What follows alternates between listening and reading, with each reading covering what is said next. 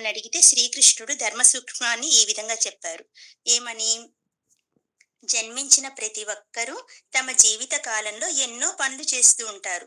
వీటిట్లో మంచి చెడు కలిసి ఉంటాయి.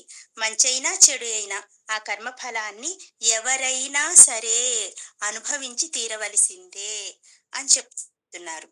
దేవుడైనా సరే, మానవుడైనా సరే కర్మఫలాన్ని అనుభవించక తప్పదు. దాని గురించి ఒక చిన్న కథ చెప్తున్నారు. కథ కాదు, నిజంగా భాగవతంలో జరిగిందే ఇది. దేవకీదేవి ఉంది కదండీ! కృష్ణుడు వాళ్ళ అమ్మ. ఆమెకి ఒక ధర్మ సందేహం వచ్చిందంట. భాగవతంలో సంఘటనండి ఇది. కర్మఫలం ఎంత గొప్పదో, ఎంతటి వారైనా కర్మఫలం నుంచి ఎలా తప్పించుకోలేరో ఈ కథ ద్వారా మనకు అర్థమవుతుంది. ఇప్పుడు కృష్ణుడు తన మేనమామ అయిన కంసుడిని చంపేసి వెంటనే తన తల్లిదండ్రులైన దేవకి, వసుదేవులు కారాగారంలో ఉంటారు కదా!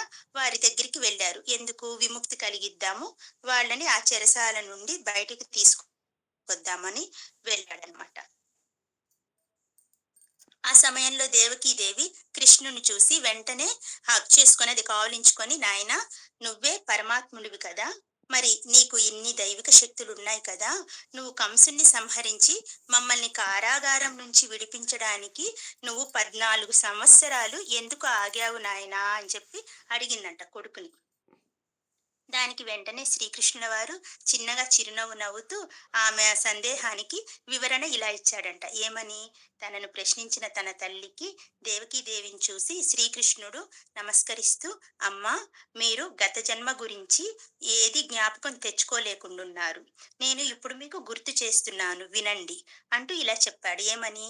తల్లి, నన్ను క్షమించు. నీవు గత జన్మలో నన్ను 14 ఏళ్ళు అరణ్యవాసం చేయమని అడవులకి పంపించావు. ఆ కర్మ ఫలమే ఇది అన్నాడు. వెంటనే దేవకీదేవి ఆశ్చర్యపోయి, కృష్ణ, ఇది ఎలా సాధ్యం? నేనెందుకు నిన్ను అడవులకు పంపుతాను నాయనా అంది. అది 14 ఏళ్ళ? ఏమంటున్నావు నువ్వు? నాకేం తెలియటం లేదు అన్నారు. వెంటనే శ్రీకృష్ణ వారు ఆమెకి గత జన్మ గుర్తు చేస్తున్నారు. ఎలా? ఆయన చిరుమందహాసంతో, తల్లి, గత జన్మ అంటే త్రేతాయుగంలో నేను రామావతారంలో ఉన్నప్పుడు నువ్వు కైకేయివి, నా తండ్రి దశరథ మహారాజు. నీవు 2 వరాలు కోరావు. ఆ 2 వరాల్లో ఒకటి నన్ను 14 ఏళ్ళు అరణ్యాలకు పంపమని చెప్పావు అని అన్నాడు కృష్ణుడు. అది విని దేవకీదేవి ఎంతో ఆశ్చర్యంతో, కుతూహలంతో అడిగింది, మరి ఈ జన్మలో కౌసల్య ఎవరు చెప్పు నాయనా అని అడిగింది. యశోదామాతే కౌసల్య. అప్పుడు కృష్ణుడు తన తల్లికి సమాధానం చెప్తూ, అమ్మా, త్రేతాయుగంలో కౌసల్యాదేవి నేటి ద్వాపర యుగంలో యశోదామాతగా జన్మించింది. ఆ యుగంలో నేను ఆమెకు 14 సంవత్సరాలు దూరమైన తల్లి ప్రేమను ఆమె ఈ జన్మలో తిరిగి పొందింది. ఆమెకు తల్లి ప్రేమ దూరం చేసిన పాప ఫలితాన్ని మీరు 14 సంవత్సరాలు చెరసాలలో నాకు దూరంగా ఉండి అనుభవించవలసి వచ్చింది. కాబట్టి ఎంతటి వారైనా కర్మఫలాలను అనుభవించక తప్పదు. అది అవతార పురుషులైనా సరే, మానవులైనా సరే కర్మఫలం నుంచి అస్సలు తప్పించుకోలేరు. అందుకే కంస సంహారానికి, మీ చెరసాల విముక్తికి 14 సంవత్సరాల సమయం పట్టిందమ్మా అని చెప్పి కృష్ణుడు దేవకీ మాతకి వివరంగా చెప్పాడు.